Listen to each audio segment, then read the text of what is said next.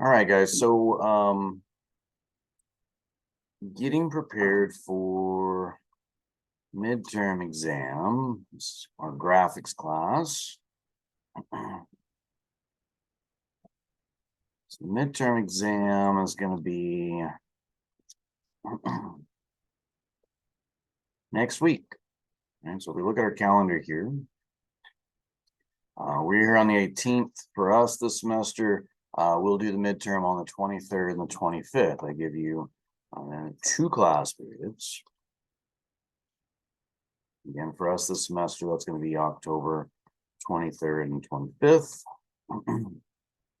If you don't need both class periods, it's okay. You don't have to use both class periods. It's really just kind of there because I definitely, SolidWorks has decided to join us. We'll minimize SolidWorks here. I've definitely seen some students get essentially done the first day and either just, not necessarily have to come in the second day or just be in just briefly to finish and tidy a few things up and submit. I've seen students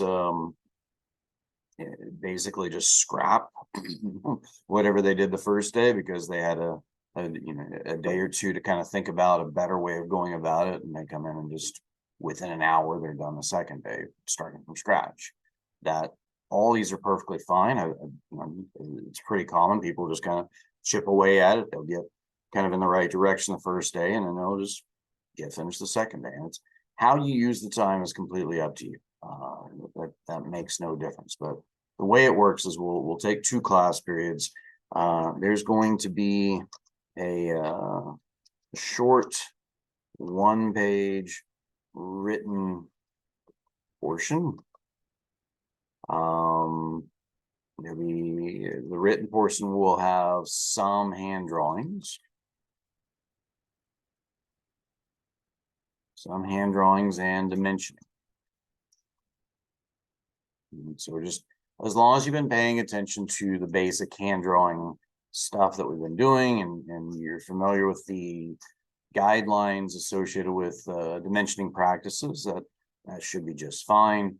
So you'll finish that, and once you've got that finished, then you'll have you'll be given an object to create in SolidWorks. And it'll be a simple, well, I don't know if I'd say simple. It's not complicated, but it's a small object. Probably the ones I'm going to go with are objects that we've 3D printed. But it's going to be, bless you, it's going to require an assembly, some moving components. But again, all of you will have the same object. Okay, so all of you will have the same object. You'll have your own individual copy that you're basically recreating that object in SolidWorks. Yeah, it's going to be something that's going to have more than one part file. You are going to have to go in and create them when you're done, create an assembly, assign proper mates, and then send me all of the needed components for me to be able to open and grade. And so that's kind of logistically, that's how it'll work. You'll come in first day, I'll hand out the written portion. As soon as you've got the written portion done, I'll exchange that for the object, and you get 2 class periods then. I have no control over what you do in between class periods, so I'm definitely not saying you cannot work on it between class periods. I have no way of policing that. And I really don't like policies when I can't control. Well, let me put it this way. I don't like putting policies in a class where I'm punishing honest people for being honest. Okay? So if I have no way of controlling that, no, you can't work on this outside the class, and I have no way of controlling that, all I'm doing is those of you that actually follow that rule, I'm setting you behind. I don't like doing that. And I essentially refuse to do that when at all possible. So, all that to say, if you wanted to work on this between class periods, I can't stop you. But you don't get to take the object home. So it's entirely what memory you have of the object or any notes that you take of measurements or things like that, that's okay. I don't necessarily have a problem with that. So it's questions there. Does that make sense? Okay. So that's logistically that's how it works. Let's talk about grading. And if we talk about grading here, how is this going to break out? Well, you've got 10 points for the written portion. So it'd be like 3 questions, either 2 or 4 points each, and they'll add up to be 10. You will have 30 points for size of the model, and I should say size accuracy. All right, so I'm giving you an object. I expect you to build a SolidWorks replica to scale, meaning bring your ruler, which you should be doing anyway, but bring your ruler. Right? You want to be able to measure this object. I'll have a set of calipers, one set of calipers up here, but you don't, I assure you, you're not going to want that to be your primary measuring device, and that stays up here because it's common access. I want you all to be able to use it. If you happen to have a set of calipers laying around, you want to bring those, that's fine. I would just, appropriate measuring device, ruler would be sufficient. And then what else? So 30 points for whatever you create in SolidWorks, as long as it's essentially the same size as the object I've given you. 30 points for shape accuracy. This will be broken down by specific details, finer details that are only aesthetic will count for fewer points. So those 30 points will basically be divided up between different features within the object. So again, just the things that the functional features, those are going to be worth more of the shape points, and the non-functional features, those will still be worth a few points, but out of those 30, they may only be worth a point or two. So if you're really fighting something that's kind of a more intricate shape, it's a little more effort to make it in SolidWorks. Keep in mind, you may only be going after at most 3 points of the 100. So kind of use your time wisely. Again, you do have 2 class periods to try to give you an abundance of time, and in general, that is. I have definitely seen people spend the entire 2 class periods and not give me anything. Well, just not give me much. That does happen, but it's pretty rare in general. As long as you kind of work through most of the assignments and have been paying attention, and you feel like you're getting it more and more and getting better and better with SolidWorks as you go from one assignment to the next, you're probably going to be just fine. The last 30 points, so that's 70 points. The last 30 points for working assembly. Right, and so that's what that means is, again, it's something that's going to require moving parts. So assigning proper mates.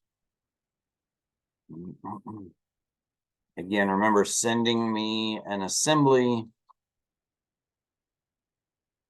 may yield 0 points. Assemblies are useless. Remember, assemblies are useless. Sending me an assembly and parts can be graded. And remember, if you're on these computers, once you log out, those parts are gone. This is not the first assembly you've sent me. I will have very little. I will not feel sorry for you if you send me an assembly. Okay, serious. I don't mind you emailing yourself, right? I don't mind you emailing yourself your parts. You're going to have to be able to, or you're going to have some method. Flash drive, emailing it to yourself. I don't even mind if, feel free by the end of the first day, just load your your files to Canvas and use Canvas as a cloud drive. And then just when you load the first day or whenever you load stuff that's incomplete, just leave a comment. This part's, this is incomplete. And that way we both know we both recorded that this is not the one you want me to grade, and that's okay. So feel free, have some way of storing your files so when you log out of these computers, it's not there. They did recently upgrade these computers, the version of SolidWorks on these computers. When they did that, they pulled some of the bloatware off of them, so they're supposed to be able to start a little bit faster. It does take a little while for it to build a new profile for every time, but they seem to be running a little bit faster and smoother. So like I say, when they upgraded our SolidWorks, they did a few other tweaks to try to improve the performance of these computers. So I don't mind you bringing your own computer. That's fine. You're welcome to work off of that. You just have to play by the same rules, right? So if we go back up here to logistics, again, you get 2 class periods. There's a written component. This will be, it is open tutorial. The midterm exam is open tutorial. You're welcome to go back through the tutorials and be like, oh, there was this one tutorial where we did a dome. How did I do the dome? And you can go back to that tutorial and go see where that step was. That's perfectly fine. Open tutorial, right? Closed note, neighbor, and internet. I always kind of go back and forth on this one because it's like the internet at this point is full of really good resources of literally when I can't figure something out in SolidWorks, I tend to just Google how do I blah, blah, blah in SolidWorks. And I normally find 3 really good YouTube videos and I pick the one that's got the most best reviews, and that's normally a good starting place. So I always kind of go back and forth. It's like, do I want to close the internet? Yeah, on this one, I do want to close the internet because the objects that I give you guys from midterms are, again, they're not overly simple, but they're also intentionally not overly complicated either. So it's not like you're going to have to do a circular revolved cut or anything like that. Well, I suppose you could, but that's not my intention. So anyway, you should be able to, and we're going to talk about features and whatnot.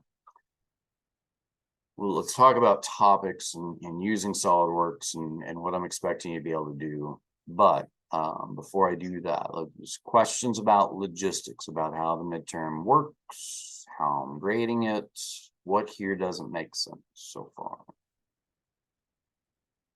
Okay, let's talk about topics then. So, SolidWorks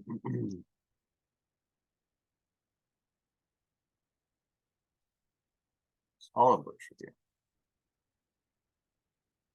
All right, so this is, I'm not trying to get you guys ready for the SolidWorks Certified Associates exam. That's kind of a slightly higher level than what we've done here. This really is just kind of a basic introduction to being able to use the software. So all that to say, there's steps well beyond what we've done here. We're really just kind of getting an initial exposure to the software, but we've actually done quite a bit with it. So let's talk about the main things here. You should be comfortable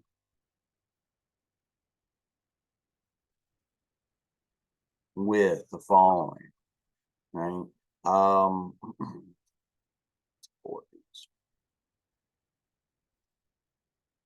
Open, close, sketch.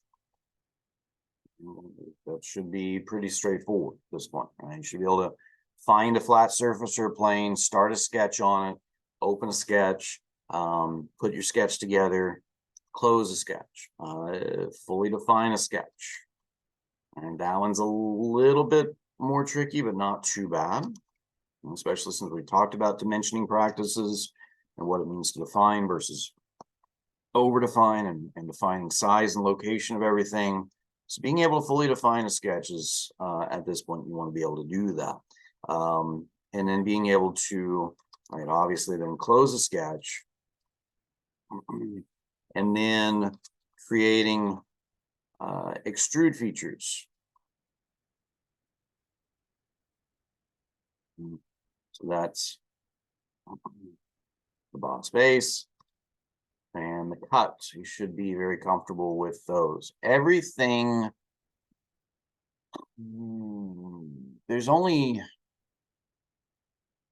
a few of the really fine details in this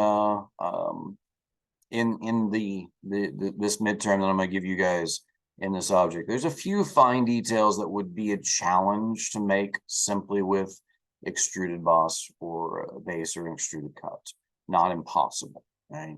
There are definitely some features that would be better at doing some of the things I'm going to ask you to do. But again, keep in mind, everything that I've just mentioned are, I would consider, finer details, and so they're only going to be counting a few points. So the overwhelming majority, if you can do this right here, right, and then make an assembly, you should be able to get easily 20 of these 30 points, maybe 25. And you should be able to, everything else then is outside of this. So making something that's the right size, filling out the written portion, making something that's pretty close to the right shape, even if you don't get the finer details, and then being able to make a working assembly. That was the first thing we did in SolidWorks. You should, getting to a B, my goal here is getting you, if you've paid attention, you know what you're doing. You should easily get to a B. And if you want to go after an A, go for it. That's fine with me. Okay? I have no intention of being in your way to get to an A. Okay? But all of this, being able to do these, plus being able to make an assembly, and we can put that next, is creating an assembly, and then assigning mates. All right, the only mates that you're welcome to use any of the mates that are built in there, but everything I'm asking you to do can be done with coincident and concentric. Again, you're welcome to the more advanced ones.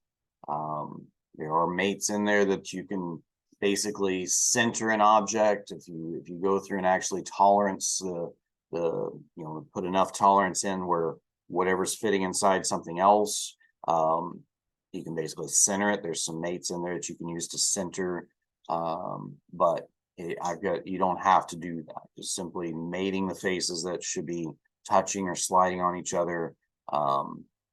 Any cylindrical surfaces or circular features that should have the same center to line them up, being comfortable with doing things like that, right?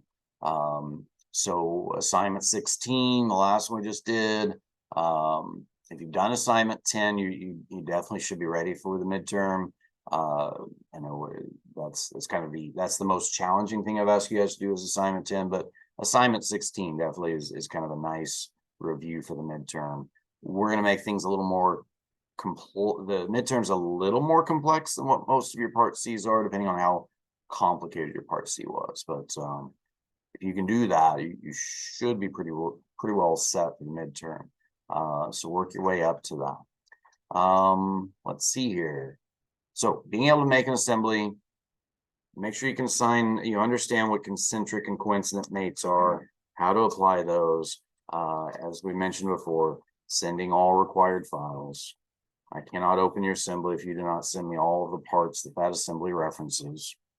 Okay, and again, this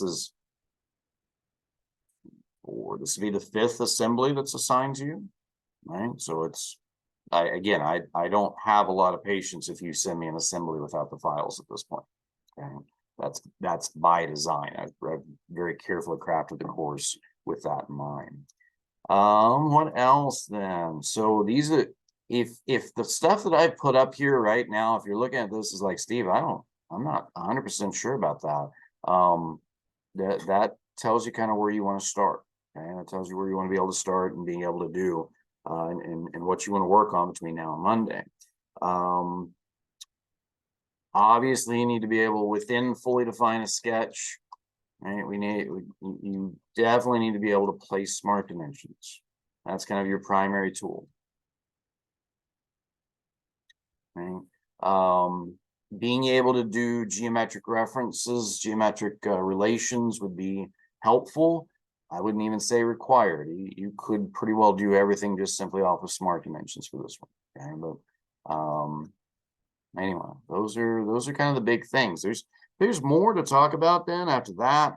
You know, obviously, if you can utilize fillets or fillets, however you want to say that. If you're comfortable with some lofts, you could do some lofts, or if you want to change the loft angle in your extrudes. And so they showed you a lofted cut, an angled cut in the candlestick, the revolves and sweeps tutorial.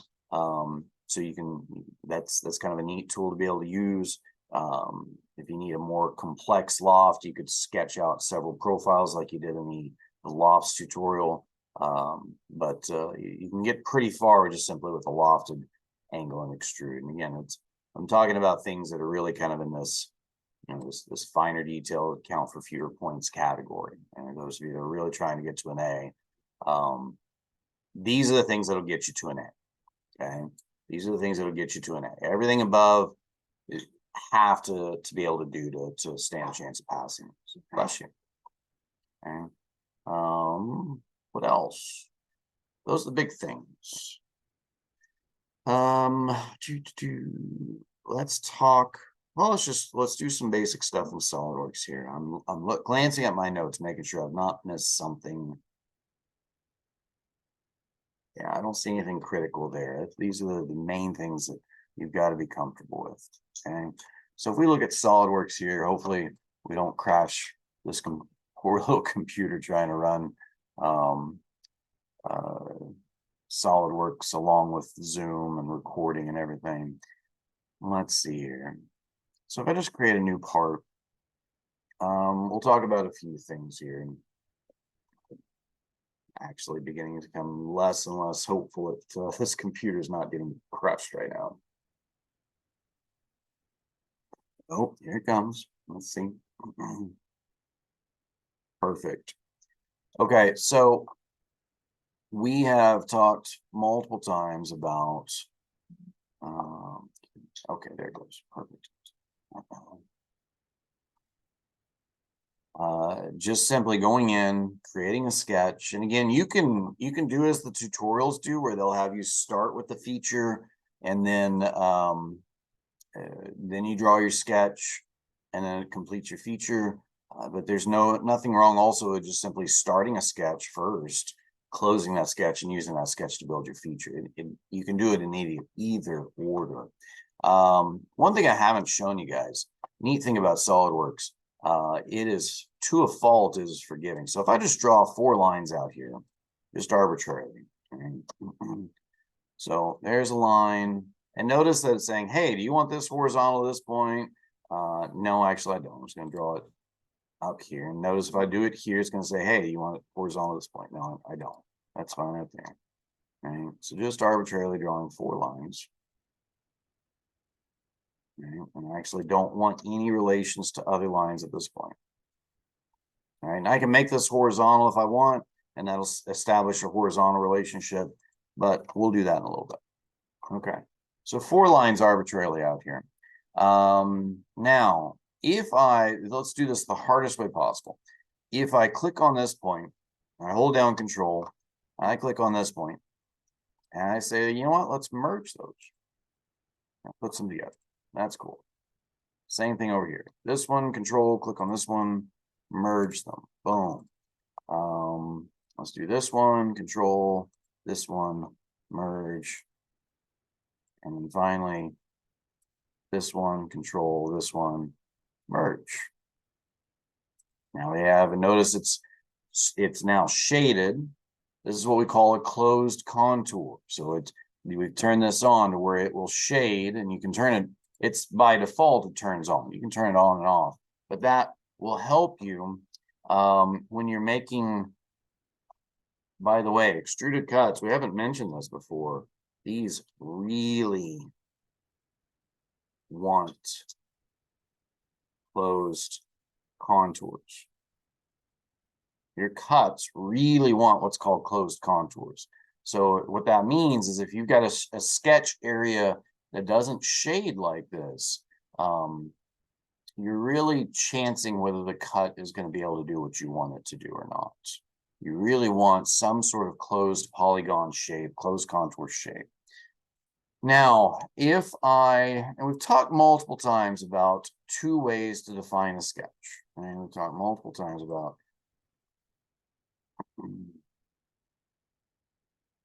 two ways to define a sketch. We talked earlier about you need to be able to fully define a sketch.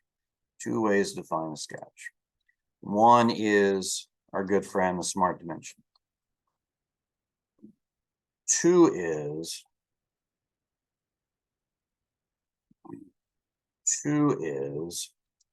geometric relations. What I've just done by merging all these points, I basically set a geometric relation between all those points and said these points essentially need to be coincident. They need to touch, and that merges them together. Now, if I were to click on this line over here, say, oh, you know what? I really want this to be 2 inches. So if I just put 2 there, don't. That's a waste of your time, right? If I click on this line and just put a 2 in there, that is a very slightly, let's say, it's a very gentle, hey, if you could be 2 inches, if that's convenient for you, that would be great. It's a waste of your time. I've done nothing except for just very, very softly suggest, try to be 2 inches for me, okay? I'll show you why I say that's a waste of time here in just a second. So notice everything's blue here, right? So I can move this around. I'd really like this origin to be somewhere here inside this thing, right? So let's put the origin kind of in there for right now. And so I've got this rhombus, I guess it is. Let's make a parallelogram of these. So if I click on this line and click on this line, I can make them parallel. All right, and let's grab this guy and let's make him vertical. And let's do the same thing over here. I can do this one and this one parallel, and just make one of them vertical, or I'm sorry, one of them horizontal. And there we go. Rectangle. And it's like, Steve, why don't you just use the rectangle tool? Yeah, I could. That's perfectly fine. That's why I would suggest to you use the rectangle tool. I'm doing this to make a point of SolidWorks is forgiving to a point, or forgiving to a fault. There's going to be 500 ways to do anything, and probably 400 of them are good. Okay. So feel free to exploit that to an extent. Just be aware that, you know, there are situations where you, just because you can do it doesn't mean it's necessarily the best way to do it. But there's plenty of times where it does get it done. Right? So again, 2 ways to define this thing. So it's completely underdefined right now. Everything's blue. All the blue stuff you can click and move around because it's blue. If I slap a smart dimension on here, right? Slap a smart dimension on this guy, and let's make this 2. All right, and here's this guy, and this was, remember, this was the one that I told earlier. Hey, if you could be 2 inches, that would be awesome. It was just a suggestion. If you want it to be 2 inches, do what I've just done here. Put a smart dimension on it. Now it's 2 inches, and it will not change, right? I have defined this now to be 2 inches. If I try to move this up, notice that 2 inches doesn't change no matter what I do. The only way I'm going to change that 2 inches is to come in here and change it right there. I've actually defined it as 2 inches. I've not just suggested be 2 inches if it's convenient for you. No, you need to be 2 inches, be 2 inches until I tell you to be something different. Right? What else? So notice I can move this guy around because something else is not defined. So I've defined its size. I've not defined its location. To be fully defined, size and location of everything needs to be defined. Now, I can throw smart dimensions in here if I want to center this guy and say, well, you know what? Let's make this 1 so it's centered. I notice these lines now become black because they're fully defined. These lines are blue So let's define, so I've defined essentially the X location. Let's define its Z location. Let's make this one. And notice now everything is gone, all entities in this sketch are now black because everything is now fully defined. I get the fully defined message down here. Size and location of everything have now been defined. Smart dimensions are great. They have their limitations. One limitation is, if I change this one and say, well, you know what, this actually needs to be 5. Well, that's fine, except now this one no longer centers it. Right? This one no longer centers it. Now, I can go in here and say, well, you know what, this one is equal to this guy divided by 2. Boom. And now if this one changes, let's set it back. Let's crank it down to 4. This one builds accordingly. Right? So I can drive those with equations. We talked about that in assignment 10. Again, that was kind of the upper end of what I'm asking you guys to be able to do. Now, that works, and I could say this one, notice the name here. This one is D1 at sketch 1, and this one is D2 at sketch 1. If I double click on this one, I can say, well, this one is, I can click on that 4 over there, or I can call it by name. I can say, well, this one's equal to, you have to use quotes, but it's, if you hover over that other one, it'll show you that this, well, it won't do it in this mode. But if you hover over it earlier, it'll tell you this one is D2 at sketch 1, close quotes.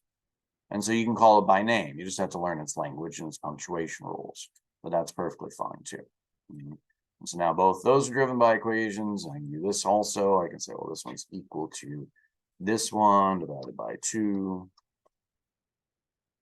Right? Now the whole thing is driven by equations. If I change this, everything else changes accordingly. Okay. Now, how often are you going to build something that you need to drive everything off of 1 or 2 dimensions? I don't know. I don't know. I can tell you from experience, though, when you're designing something and you're trying to accomplish a function, but you don't know exactly how big it should be, but you know what the general shape should be, you know how these should control these others. Being able to do that until you can actually get that part settled in and you know exactly what these main driving dimensions are, but being able to go ahead and generate the model ahead of time, and then once you get those dimensions, you can rebuild the whole thing. That's very, very powerful and not required. That's beyond what I'm asking you to be able to do in this midterm. We're not going to be building things in this midterm that need to be rescalable. Okay, so it's perfectly fine if you just want to put what we call hard-coded smart dimensions in there. But I do want to make sure we're aware that the tools are there if you needed to make something that is scalable. We can do it through geometry too. So I've done it through smart dimensions here. It's probably going to get mad at me that I'm going to delete things that have got equations to them, and that's okay. I think in this new version, it'll actually delete the equations. Older versions, you'd have to actually go in here and delete the equations out of the folder when you do that. But it looks like it's actually deleting the equations automatically for us. That's nice. So now I've just got one smart dimension here. So this whole guy, oh, quit that. All right, so this notice now I've not defined the size in one direction. I've not defined the location at all. There is another way I can do this. One, I can use relations to do this whole thing. I can say, click on this line, control, click on this line, and tell those 2 lines to be equal. All right. And the common trick to use geometry to center this thing about the origin, if I'll use it under the line, notice I've grabbed a center line here. Center line gives me, center line gives me a construction line that doesn't necessarily interfere with any features. And so if I draw from corner to corner here, a center line, and if I click on this point here, the origin, hold control, and I click on this center line that I've just drawn, it wants to know, well, you want to just put the origin on that line, or do you want to put the origin on the midpoint of that line? So the middle of a line going from corner to corner of a parallelogram is going to be the center of that parallelogram. A little high school geometry there. Notice this is now fully defined. All right. So you can do it by equations. You can do it by geometry. Which one's right? Which one's wrong? either on, again, there's 500 ways to do something in SolidWorks. 400 of them are probably good. Okay. So 2 ways to define a sketch: smart dimensions and geometry. I'm fine with either one, whatever one makes sense to you. Okay. So fully defined sketch. I'm not going to add anything else to it. Let's exit the sketch. And let's go to features. Let's build a feature out of it. So I'm going to build a feature here, and I'm going to do an extruded boss base. I had the sketch selected. If you don't have the sketch selected, just click on the sketch and it'll build. I'm going to build it. That dimension we're using is actually D2. I could say, well, you know what? Let's make it 4. And there's a cool feature in the, you can change these, right? Right now it's at blind. But there's a cool feature they just mentioned briefly in that assignment 10, the advanced design tutorial, called midplane. Notice what it's done. If I do the midplane, it's put that sketch right in the middle of this thing. It's gonna, if I say we'll go 4 inches, it's going to go 2 inches up and 2 inches down. Okay, that's pretty cool. You can also do multi-direction, right? So if I do blind, so let's do, I say I did blind to up, and I could also say direction 2, I could go blind 2 down, and I can kind of get to the same thing. But honestly, if I do midplane here instead, then it doesn't matter what I put here. It's just always going to be centered. You can also build an equation in here. If I know that this is equal to, again, I think that dimension I've tied everything to is called D2 at sketch 1. You have to follow its rules, quotes around the name of the smart dimension. And let's say I want to multiply that by 2. I can actually build an equation right there, and that works. So nothing, again, you don't have to do equations for this midterm, but you can if you want to. I don't think it's necessary, but it's important to show you guys we can do those things. All right, what else then? So that's nice extrusion. Fully defined sketch. Let's do some cuts real quick. All right, so if I do an extruded cut on this side, so here I'll just start an extruded cut. Notice I already clicked on this face. When I did that, it opens a sketch, and that sketch is now on this face. So I can now draw on this face. So let's go normal to that face so I can see what I'm drawing. And I'm just going to draw a triangle up here. So I'm going to go from, and if I hover on this line long enough, I get the midpoint. I actually want to put a line point right here on the midpoint. And I'm going to go up to the midpoint above the origin right in here. Notice if I hover on that line, the midpoint will show up. Put it at the midpoint there. Now we'll go to this corner and down to this corner. So it's put in coincident relations. So I put in a coincident relation, this little green guy up here. All right, I didn't do it. SolidWorks did it for me, but that's saying this point goes on the corner of that rectangle up there. And if I close my sketch, if I exit my sketch because I started out with the cut, then it's going to go ahead and allow me to finish the cut. Again, cuts really, really, really want closed contours. I'll show you what I mean here in a second. All right, so if I just hit check here, and actually I'm going to modify that. So I cut it blind 4 inches. I don't want to cut it blind 4 inches. I actually want to cut it through all. So in this case, I just want to cut whatever's there. Right? So it doesn't matter whether it's 4 inches, 2 inches, how big it gets, how small it is. That's going to cut whatever's there. Right? So I gave that cut a nice closed contour. Now, if I put another sketch on this surface here, so there's a sketch button there that makes a sketch. I've now got sketch 3 on this surface. And if instead of that, if all I do is draw a line from this point to this midpoint here, and I try to make a cut from that, maybe it figures it out. It'll probably figure it out. And I say, you know what, make a cut. And it says, I don't know what you want, right? Because I didn't show it exactly what I wanted to cut. Do I want to cut a swath, a certain thickness through this line? Do I want to cut everything over here? Do I want to cut everything up here? It doesn't know. I have to actually draw around what it is that I want to cut. Give it the actual cross-sectional area that you want to cut. in order to actually make the cut. So let's edit this sketch. Let's finish it out.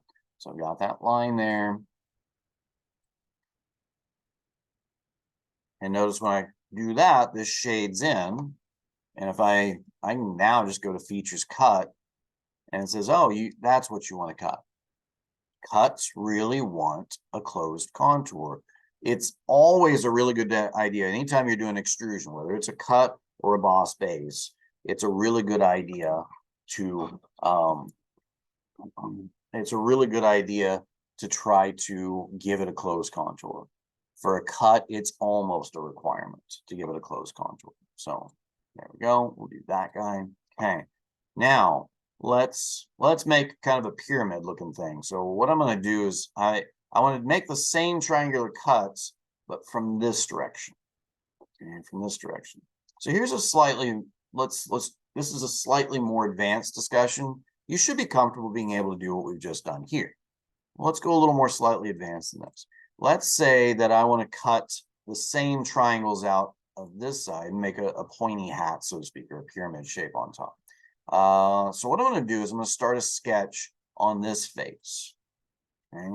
So I'm going to start a sketch on this face. If I start a sketch on this face, it's going to cut down into it. I don't actually want to cut down this way. I'm going to cut this way. So I'm going to start I've started my sketch here on this face. Right? And I can tell you that, and until you kind of play with it and do it,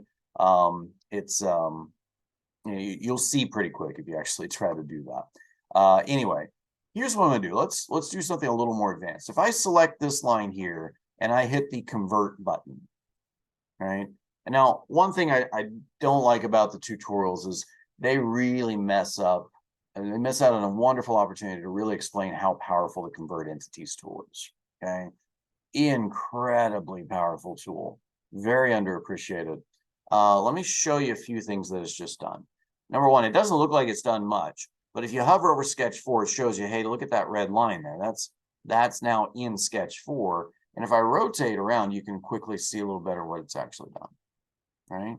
So remember, I started my sketch on this face right here. Now, it doesn't mean I can only draw on this face. I can draw anywhere on the plane contained in that face. All right, so I don't have to only draw on that face. Anywhere on that, in the plane containing that face is just fine. This line is an active copy of this line because I converted this line. So I converted this line into this sketch. So it's made an active copy of whatever I've converted in the current sketch. So whatever changes happen to this line will also happen to this line. That's what we call an active copy. So it is linked to this line, and it just creates a projection of this line. And if I do the same thing with this line, for example, so let's say I do this line and I convert him, watch what happens when I do that. So it makes a projection of that line in the current sketch. And again, it's an active copy. So changes made with this line are going to also occur on this line. And then here's what we'll do. Let's draw a line from here up to here. Let's go to the midpoint of this point. All right. And escape. And now, if I did a cut right now, it would give me the option to specify that I only wanted to cut this region. But if I want to make it a little more foolproof, there's this beautiful tool up here called Trim Entities. And I just almost always use Trim to Closest. The other ones are okay, but notice if I do Trim to Closest and I click on this segment over here that I no longer want, and it's going to say, well, you got a midpoint. Okay, that's fine. So notice what happens then. That extra segment goes away. Now, it did tell me right as I was doing that, it says, hey, the midpoint of this line is no longer going to be where you set that up at. So what we want to do is I'm going to click on this point. I'm going to control and see if I can get the midpoint of this line. Yeah, we'll just put that on the midpoint of that line. And that way that locks it down. So now it's fully defined. So that's a closed contour. I can easily make a cut of that. So extruded cut. And again, let's just do through all. Now I could go on ahead in that same sketch and draw on the other side over here, but I also wanted to show you how to do a mirror. Now I've been very careful, right, to put, I centered the initial sketch, right? I centered the initial sketch. This is the initial sketch. If I edit that, we can see it. I centered the initial sketch on the origin, okay? And then when I made this boss extrude 1, I used the mid-plane option. So I added this feature. So that kept this sketch, which is centered on the origin, in the center of the part. So I've aggressively tried to keep the origin at the center of my part. If you can do that, it doesn't always make sense to do that, but if you can do that, what happens is all of your planes stay in the center of this part. Your front, top, and right planes stay in the center of this part, meaning anytime you want to do a mirror, you can use those planes as your mirror planes. So it wants to know what do I want to mirror about? That's my mirror faceplate. What am I trying to mirror about? Where is my symmetry? Well, in this case, my symmetry is on the front plane. So I'm going to mirror about the front plane. And what do I want to mirror? Well, I'm going to mirror this last cut that I made. And then those mirrors are active copies. Everything I've done so far is all active copies, meaning everything right now is tied to this one dimension.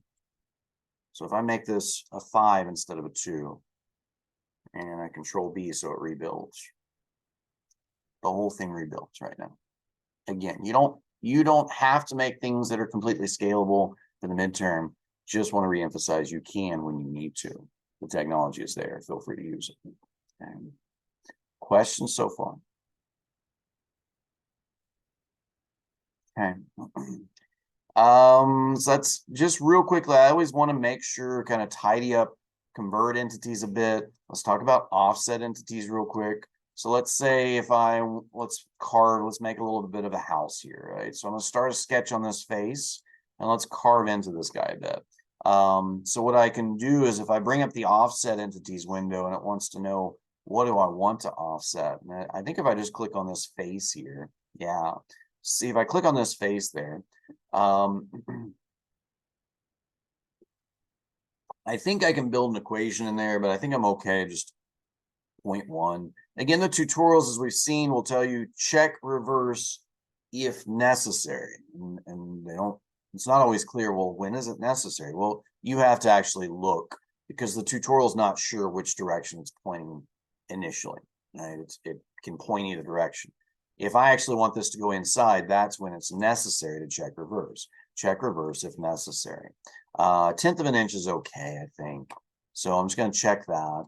And now I've got a sketch that I can cut easily. So if I go to features, extruded cut. And I don't want to cut through all. I don't want to cut my whole pointy top off there. If I go, I can just go blind and I can say, well, you know what? Cut up a certain distance and I can specify how far. There is some neat features in right now. It's just going to blindly cut up and that's okay, except if I change the size of everything and 4 inches starts cutting through things I don't want it to, that may not work for me, right? It's going to work just fine for you guys on your midterm, but if I want a little more control, there are other options, right? And so if I wanted to offset, let's see, if I wanted to offset from surface or let's up to vertex, let's just do up to vertex. Right, so if I up to vertex, if I go up to this point right here, notice what that's going to do. It's going to cut right up to that corner there. So there's some options in there. When you do these cuts and extrudes, you have some options in there you can control and keep it if you do need it to, you know, really everything's dependent on this one variable. If that's the way you need to build it, you can. Right? I noticed earlier I did my offset inside 10, so if I want that specifically, that offset to be scalable, I can go in here and I can open the smart dimension up and I can actually put in the smart dimension equation if I need to. I'm not going to, it's a bit overkill for what we're doing here. Okay, but it is possible. Okay. there are a few, I mean, we could just keep adding and cutting and adding, and we could put a garage on here and a couple of doors and a window if you want to, but these are the main things I always want to kind of cover over, right? Be sure you know, fillets, fillets, they actually serve a lot of functional purposes. When we do 3D printing, I normally tell you to go ahead and put the biggest fillets on things that will still allow it to function the way you want it to. And there's some reasons for that. But you can see what I'm doing here. I'm just saying, you know what? Just round these sharp edges. See these edges and these edges, round those sharp edges. And actually, I don't have to do edges on this one. I can delete that one and delete that one. Let's round this whole face. All right, so around that whole face, and let's do the inside edges here too. Let me make sure I get the inside edges. Yeah, so it'll do that. Now, if the problem you'll run into with fillets, I always suggest do your fillets last, and you be careful doing fillets on things that you want to be able to scale, because fillets are the first place your model is going to try to blow up. If you change something, the fillets are normally the first things that will fail, because you'll make something so small the fillets no longer make sense. Right now, we're rounding these at 0.1 inches, right? And you can crank that up. We can say, you know what, go all the way up to a 1/4 inch. And it makes it look kind of cool. Right? Really rounds those edges off. And I can tell you what we've learned from experience is when we're working with 3D printed parts, sharp edges when you're printing plastic tend to break, right? And we'll talk about why. But if I can spread basically the place where the stress is going to occur is right at the sharp edge. If I can spread that out over a nice rounded area, those parts are less likely to fail, especially when we're talking about printed plastic parts. Just because of the way they get printed, it makes more sense. Not to mention, like I said, they kind of have a nice aesthetic appeal to them. You could round these edges up here too if you want to, but I'm going to leave those alone. But being able to go in and put simple fillets, you can see that's not too complicated. We've done a couple of tutorials where they've asked you to do that. So be comfortable with just putting some fillets in when you want to.